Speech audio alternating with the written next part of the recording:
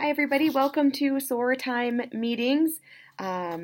Remember, our focus on our unit today is our self-image, and we are daring to define ourselves through this unit. So I'm going to ask again that we remember our permissions. I'm giving myself permission to be bold, to be vulnerable, and to be open.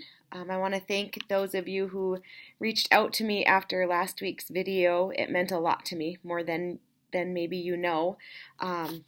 So today's lesson is about how you see yourself determines how others see you.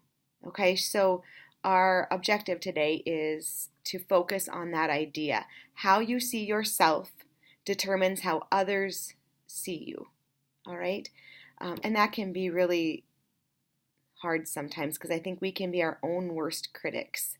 So last week we did have to think about some action steps. So we were going to take something that maybe is negative self-talk or something negative in our life, and we are going to make it into a strength. So we're paving a new pathway. Some of you, I've talked to you about this. When somebody comes with a snowblower and we have 6 inches of snow and they plow a way for us to get through that snow, it's easy. It's an easy trail for us to follow, right? It's kind of that way in our brains too. If we have this path that has been paved for us, and that path is made up of negative self-talk and negative thoughts, that's just an easy path to go down. And we just keep going down because that path has been paved.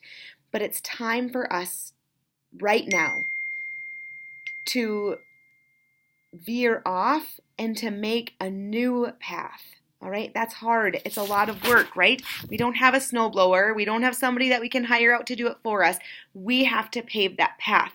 And the more that we walk down the path, the more that the snow is compacted down. So we have to keep paving that positive path. All right, and it's hard work. And these Tuesdays, that's the time that we put our ideas in place, and the rest of the week is when we work hard on it, okay? So my action step from last week was to change the thoughts that kind of were put into my mind as a young child about the bags under my eyes, and to reflect on the people in my path in my life who have been positive and helped me heal that way. And I'm going to change that insecurity that I have into telling myself that I am a masterpiece. So you can see it written on my arm. It's something that my confirmation girls and I talked about this week, that each of us are a masterpiece. So when I start to have some self-doubt about my own image, I tell myself that I am a masterpiece. I have it written on my arm, right under my grace tattoo, to remind myself to give myself grace and others grace. So when I'm starting to have those thoughts, when I'm going down that easy pathway and I need to veer off and make a new path, I look at my wrist. It reminds me that I am a masterpiece, okay? Some of the concepts that you are going to talk about in your SOAR meetings today are dealing and having to do with how you see yourself determines how others see you and how you see others, okay? So, these are your concepts. The first one is this. It is possible for a negative person to see others in a positive... Sorry, my phone is going off. I'm going to start over with that. It is impossible for a negative person to see others in a positive way. The second thing is this. If you see yourself as a victim, people will put you down. It becomes a self-fulfilling prophecy. If you want to help other people, you have to help yourself first. Some of you remember when I was the elementary school counselor, we did a lot of lessons called bucket fillers.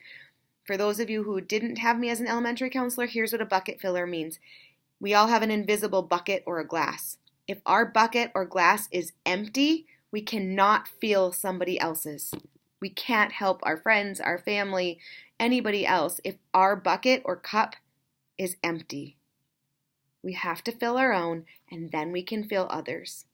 That's what these lessons are about. Remember, each of you are a masterpiece, and I care about you. Have a great discussion.